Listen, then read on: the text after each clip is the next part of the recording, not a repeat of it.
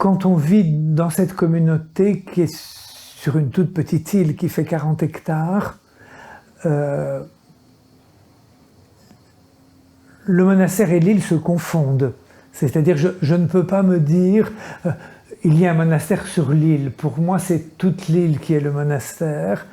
Et l'idée que j'en ai, c'est d'un lieu à part, un petit paradis,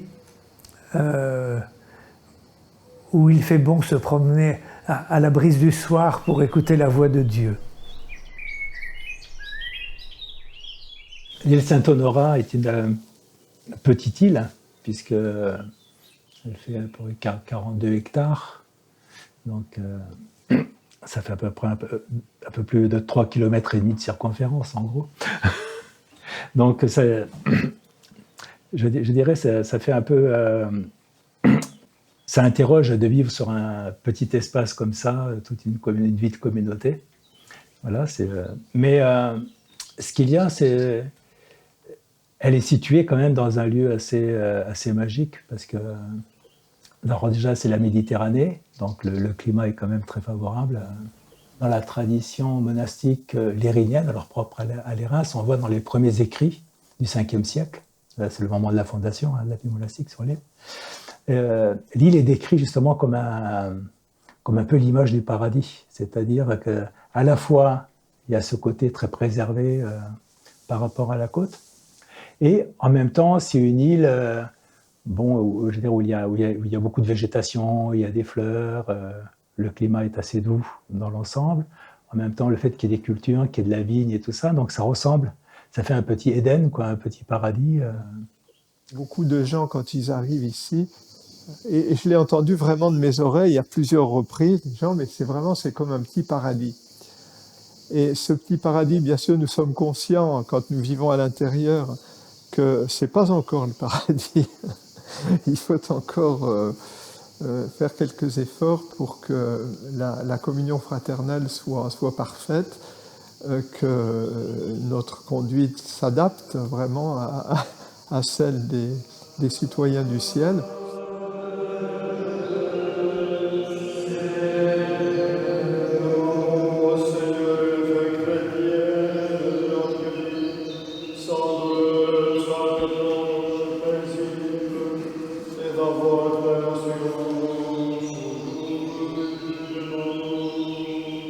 Je suis entré au monastère ici parce qu'en fait, on se fait pas moine en général, on se fait moine dans une communauté précise, avec l'idée que d'une part, je me suis senti appelé, j'ai choisi cette communauté, et puis que la communauté m'a accepté, puisque dans le processus d'intégration dans la communauté, il y a des moments où il y a des votes de la communauté pour dire oui, on te veut bien comme moine ici.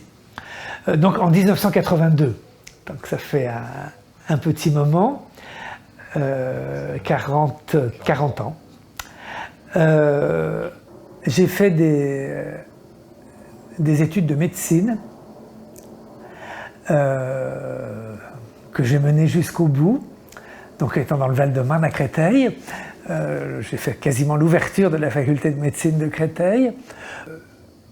Je suis parti 2 ans comme médecin en Union soviétique, donc travaillant pour l'ambassade de France à Moscou.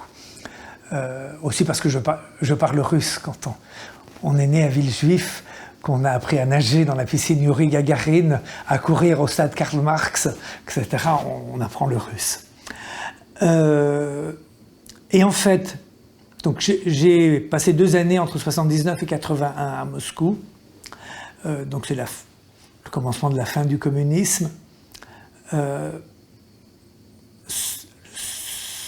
J'ai eu, comme je n'ai jamais eu en France, le sentiment de vivre dans un monde sans sens et sans espoir.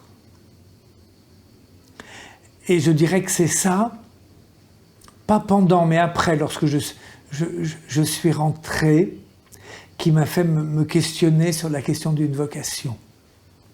De me dire, finalement, puisqu'un monde qui refuse Dieu, où ce qui est construit est et souvent niant tout ce qui est humain, dont on voit les conséquences encore aujourd'hui dans la guerre qu'il y a en Ukraine, existe. Peut-être le plus important et le plus urgent pour moi, personnellement, c'est pas d'exercer la médecine alors que ça me semblait une voie toute tracée, mais c'est de chercher Dieu.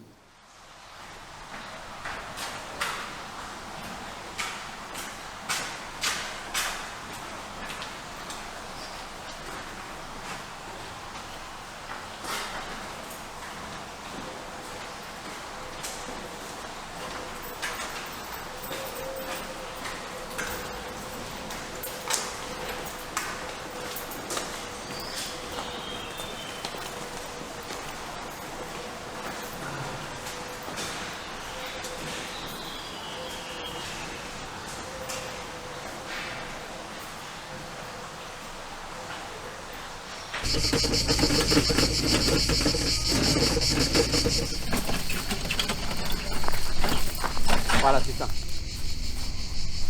Et moi, je viens ici depuis 2009. La première fois, j'étais venu pour découvrir le lieu. J'avais vu ça sur Google. Une île en Méditerranée, avec un monastère. Bref, ça me paraissait parfait pour prendre le temps de réfléchir en vue de me lancer dans un projet de vie, qui était de me marier avec la jeune femme avec qui j'étais. Et puis je suis venu ici avec 3 questions. Et puis voilà, et puis j'ai pas eu de réponse, alors je suis revenu 1 an après. Et puis là, j'ai fait l'expérience au cours de la messe d'être aimé comme j'avais jamais été aimé par personne, ni par la femme avec qui j'étais, ni par mes parents, mes frères et sœurs. Un amour encore plus fort que tout, et que j'aimais en retour comme j'avais jamais aimé quiconque. Donc ça a un peu changé ma vie. Et 1 an après, je donnais ma démission dans le groupe pour lequel je travaillais, et je suis rentré au séminaire en me disant si Dieu existe, qu'il m'aime et que je l'aime, autant creuser la relation, quoi.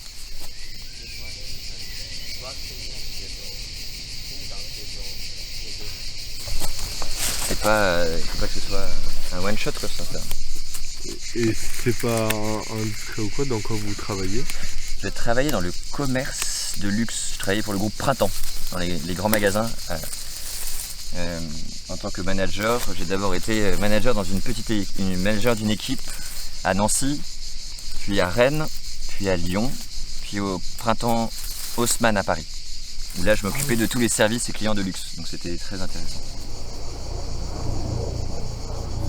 Dans la communauté, moi, actuellement, j'ai, disons, 2 fonctions, si on peut dire comme ça.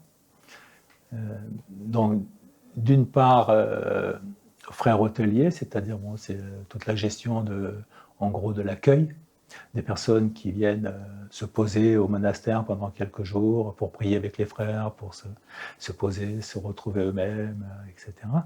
Donc, ça, c'est le côté hôtellerie monastique, hôtellerie. Donc la gestion de tout cet accueil.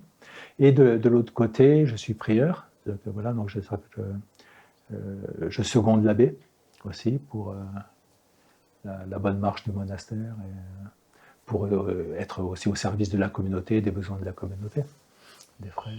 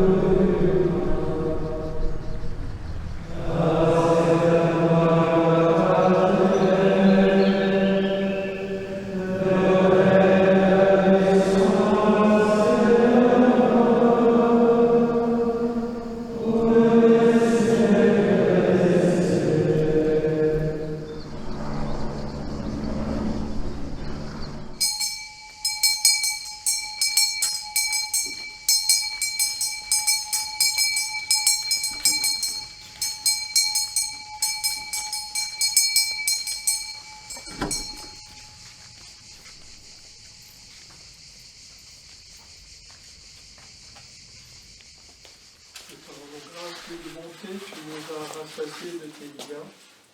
Que ton serviteur Jésus, venu au milieu de ses apôtres pour leur donner la paix, demeure aussi parmi nous maintenant et pour les siècles.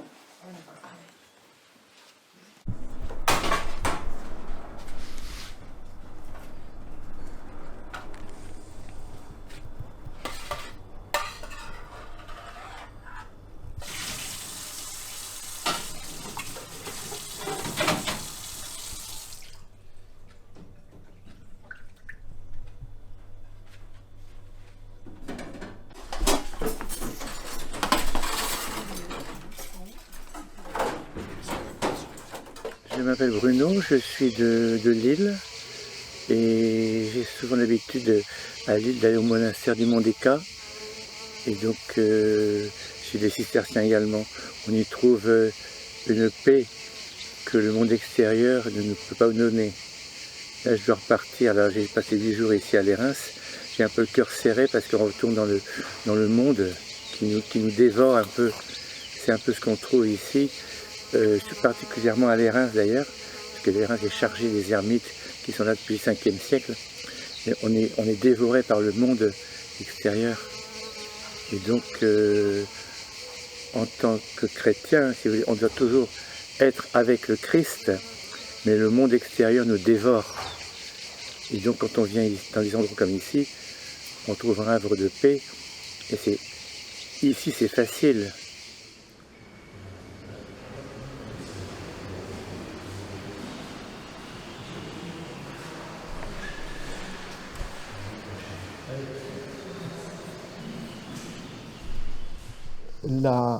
L'accueil des autres n'est pas seulement c'est pas seulement du côté d'une gratification, c'est aussi une responsabilité, parce qu'il arrive quand même que des personnes nous confient des choses difficiles de leur vie, et au fond, ça rejoint cette grande prière d'intercession que nous faisons à titre personnel, mais aussi en communauté, parce que quelque part, on porte dans la prière les grandes intentions. Alors plus ou moins bien, mais c'est vrai que c'est le rôle du moine. On cite souvent cette phrase d'un moine grec du mont Athos, Saint Silouane. Il disait être moine, c'est prier avec des larmes pour le monde entier, quelque chose comme ça. Prier avec des larmes pour le monde entier. Pour lui, il n'y avait certainement pas de... Et ça ne voulait pas dire qu'il avait beaucoup de contact avec des gens à l'extérieur.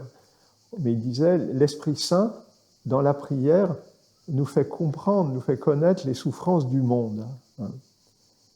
Et c'est vrai que parfois, il suffit de rencontrer telle personne, d'avoir contact un peu, pour s'apercevoir de la profondeur, souvent, de la souffrance que peuvent vivre certaines personnes. Et donc, à titre personnel, on les porte, enfin, on porte cette personne en particulier, mais on porte aussi beaucoup de personnes qui sont dans la même situation. Parce que dans les psaumes, il est dit, de ta faiblesse, je ferai ma force. Donc là, Dieu a besoin de nos faiblesses. Donc on se tourne vers lui pour demander de l'aide. Si vous avez remarqué dans la liturgie, surtout la liturgie, ici, ils font un peu la liturgie byzantine, je ne sais pas si vous avez remarqué. Dans les chants, etc., la liturgie orientale. Dans la liturgie orientale, on fait sans arrêt, des Kyrie eleison, Kyrie eleison. On demande pitié, pitié, pitié, pitié, pitié.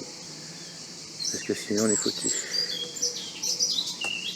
Le monde va s'en sortir, mais bon, le monde, il va pas très bien. Vous inquiétez beaucoup. Mais ce sont les priants, ce sont les ermites, les contemplatifs qui soutiennent le monde. Quand vous passez le long du magasin, là, il y a une petite brochure. À quoi servent les moines? À quoi servent les moines? Et les contemplatifs, les reclus, les ermites? Pour le monde extérieur, à rien. Mais si on se réfère, ce sont eux qui soutiennent le monde. Les contemplatifs, les dans le silence. Ils n'ont pas une action activiste, ils ont une action, disons, profonde.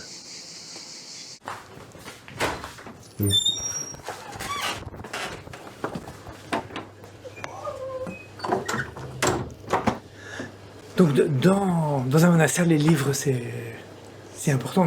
On lit beaucoup. On a du temps pour lire. Aussi, dans l'histoire, les monastères ont été des grands lieux de conservation de la culture et tout. C'est pour ça que la bibliothèque est quelque chose d'important. Donc on a en tout, parce que là c'est l'usuel, c'est on a 45 000 livres. Vous avez tout lu? Quoi? Vous avez tout lu? Oh non, oh non, non, non, non, non. Pas encore. Jamais. Non, non, l'idée c'est parce qu'en plus on a des centres d'intérêt en commun, la Bible, mais on a parfois des centres d'intérêt différents, donc il faut des livres un peu pour tous les frères. Et puis il y a des livres dans des langues même que je ne comprends pas. En latin? Ah non, mais ça, le latin, je comprends, mais... Non, mais en allemand, par exemple, qui pour moi est une langue tout à fait hermétique. Donc, non, non, je n'ai pas tout lu. Jusqu'ici, rien de... Ah, c'est pas en ordre. Hein,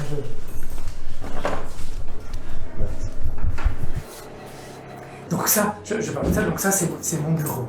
D'accord, ok. Ah oui, il y a quand même le Seigneur des Anneaux, Star Wars. Alors oui, on regarde de temps en temps mon Dieu, on regarde de temps en temps des films. Et je dois dire, le Star Wars, c'est moi, ça. J'ai vu les 3 premiers avant d'entrer au monastère. C'est ça qui vous donnait la foi? Non, pas du tout, mais c'est amusant. Tandis que c'est le 3 premiers, dans le 3e, quand Darth Vader dit à Luke Skywalker, je suis ton père, c'est un grand moment de cinéma. Bon. On va scandaliser les gens. Il n'y a pas que ça quand même. Il y a un dictionnaire de latin quand même. Oui, pardon, excusez-moi, je vais m'ouvrir un peu plus. Alors mon travail de tous les jours, c'est en 3 morceaux, disons. Il y a un morceau qui est de l'accompagnement de la communauté et de chaque frère.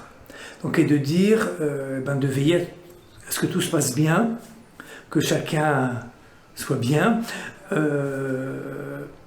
et donner une espèce de formation. Donc, la règle de Saint-Benoît est ici, donc je prépare le commentaire que je ferai ce soir du chapitre. Donc ça me prend pas mal de temps. J'essaye de parler avec les frères régulièrement, etc. Donc ça, c'est le premier tiers de mon travail. Ouais. Deuxième tiers, beaucoup de tâches administratives. De tout domaine. Comme un chef d'entreprise un peu? Alors non, parce que, disons, ce qui est économique, c'est un frère qui est l'économe, chez nous ça s'appelle le célérier, qui s'en occupe de manière plus suivie. On en discute aussi avec la communauté, mais le suivi des choses économiques, c'est pas moi qui le fais. Mais, je ne sais pas... Et le 3e tiers, lui? Et donc le 3e tiers, c'est tout ce qui peut être du domaine des relations avec l'extérieur, soit à l'intérieur de l'Église, donc on fait partie d'un ordre, donc on est en lien avec des abbayes qu'on a fondées, donc je m'occupe de tout ça, ce qui implique parfois des voyages aussi, et puis de relations dans la société civile, avec la commune de Cannes, avec le département. Qu'est-ce que vous êtes venu chercher en venant ici et du coup en entrant ici dans le monastère? Et qu'est-ce que vous cherchez encore? Est-ce qu'il y a ou est-ce que vous êtes complètement... Je ne sais pas si... Très très bien. Qu'est-ce que je suis venu chercher?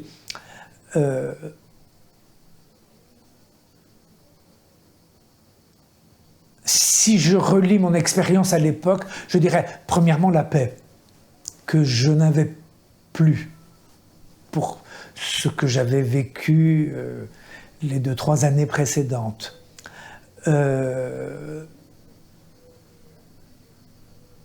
Dieu, qui est lié à la paix, mais c'est 2 choses différentes. La paix étant quelque chose de plus subjectif et Dieu, pour moi, étant quelque chose de plus objectif. et puis un moyen de donner du sens à ma vie. Alors aujourd'hui, eh bien, je cherche encore Dieu, parce que on n'a jamais fini de le trouver, parce que il dépasse tout ce qu'on peut penser. Je cherche encore la paix, parce que qui c'est qui pourrait dire qu'il a trouvé définitivement la paix? J'ai quand même l'impression que j'ai un petit peu avancé.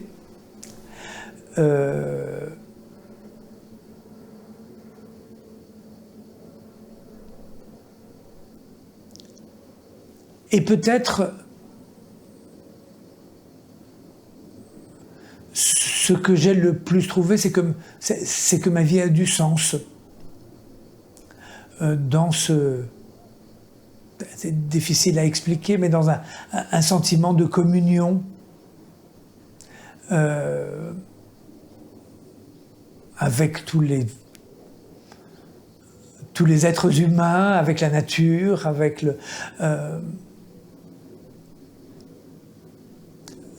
quand j'étais à Moscou,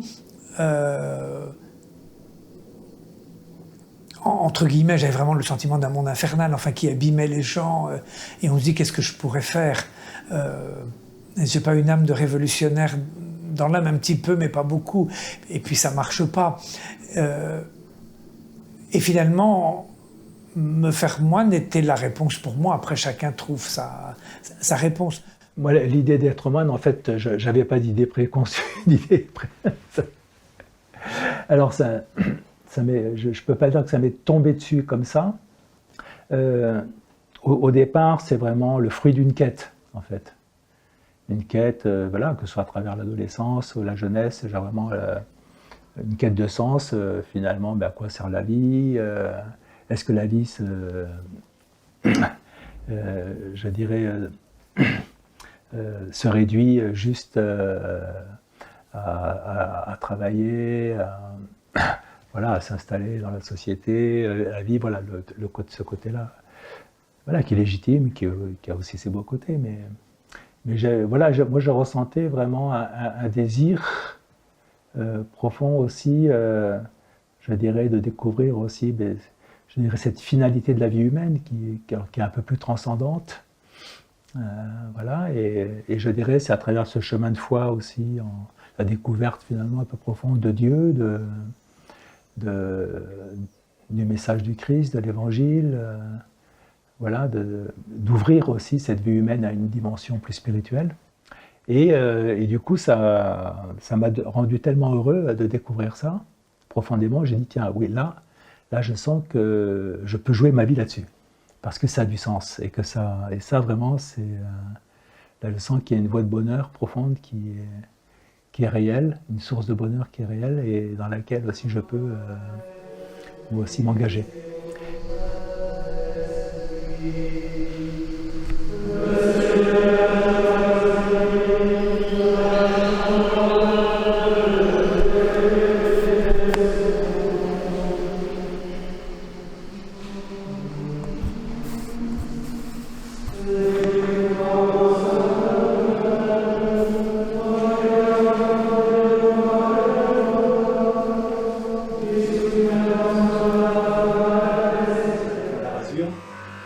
Mais la tonsure, c'était effectivement pour se distinguer l'éclair finalement des laïcs. C'était aussi de se distinguer, mais c'était aussi pour montrer que le moine ou le prêtre était mort au monde, c'est-à-dire qu'il renonçait à la séduction. Et se couper les cheveux, c'était renoncer à avoir une certaine... voilà. Bonjour. Frère Vincent est passé. Oui, Ouais, oui, à mon avis, je m'attends. Oui. Je vais vous tirer la langue. Si vous voulez.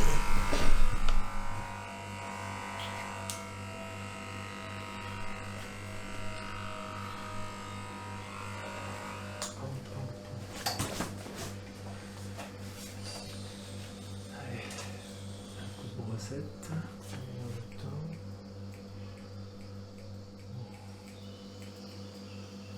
Bon, maintenant, vous, allez. Un coup de brossette. Moi, je vais casser vos tondeuses avec ça. Ah ouais. Oh non, ça Non, elle est solide. Ce serait vite fait, vous allez voir. Vous faites un mauvais calcul, parce que vous l'auriez gratis, et vous seriez tranquille pour quelque temps. Non, mais j'aime Ah oui, bien. c'est vrai que c'est long. Ah oui, d'accord. Bon, merci. Ah oui, là, je me ferais un Sous la plaisir douche.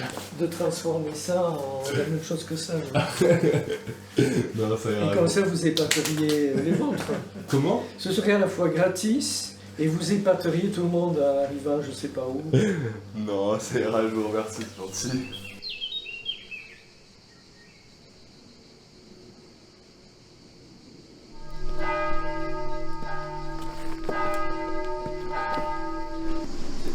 C'est le total, faire les étiquettes. Donc 8. Ça, c'est du marc vieilli. Et c'est quoi le marc vieilli? Ça doit rester en cave tout un temps. C'est parce que c'est vieilli, ça a au moins 20 ans dans un tonneau, et puis on l'a mis en bouteille. C'est un peu comme l'Armagnac, le goût. Ah, ok. Merci. C'est comme l'Armagnac. Et bah? Hein? Et on en a plus parce qu'on a vidé les tonneaux. C'est ça, en fait.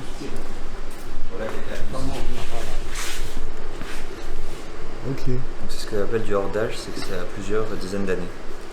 Il y a toutes les herbes là-dedans, et puis les herbes de 40 plantes, on va verser tous les herbes dedans.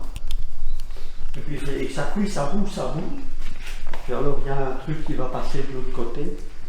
Il a une machine, il y a un truc qui va rajouter là-dessus et là-dessus. Et puis ça c'est très chaud, et puis ça va de l'autre côté, ça devient de la vapeur, et puis ça refroidit, et puis la liqueur elle tombe là. Oui, c'est la liqueur elle vient là. C'est la distillerie quoi, c'est ça alors. Il distille. Donc ça c'est pour faire toutes les liqueurs différentes ou seulement une style de liqueur? Non, c'est les liqueurs vertes et la jaune. Et le marc, quand il y en a, mais pour le moment il n'y en a pas. Mais alors les autres liqueurs,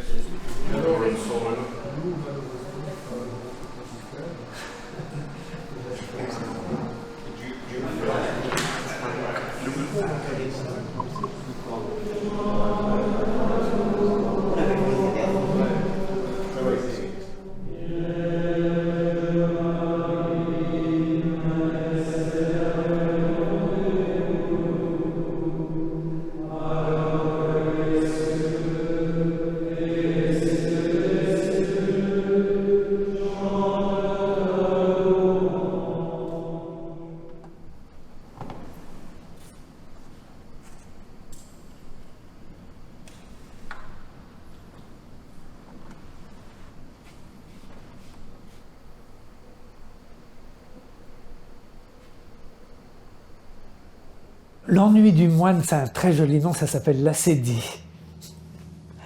Ça vient d'un mot grec, là, pour cette fois.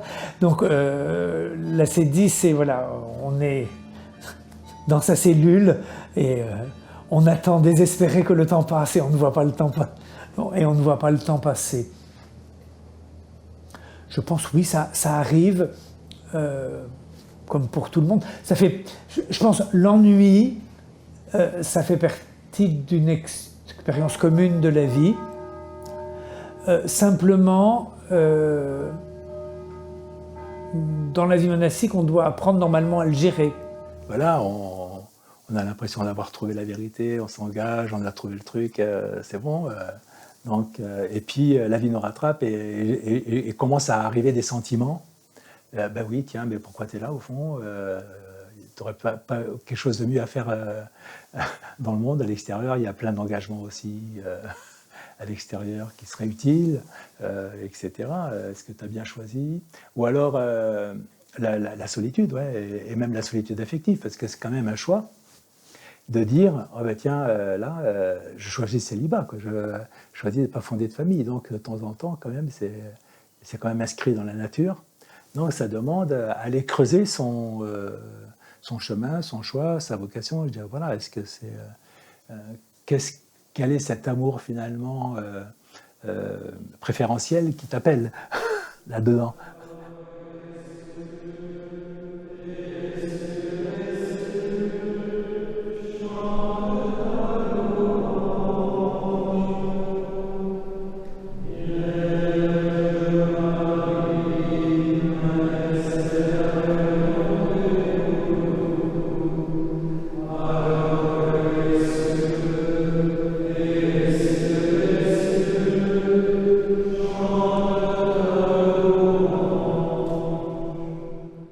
depuis que je suis ici, j'ai vu quand même beaucoup de frères mourir. C'est vrai que souvent, c'est affreux ce que je vais vous dire, ça se passe bien. Je veux dire, j'ai eu le sentiment que dans beaucoup de cas, c'était des départs paisibles. Pas toujours. C'est sûr qu'on a un rapport à la mort plus décomplexé que dans la société aujourd'hui. Surtout avec ce que c'était aujourd'hui. Eh oui.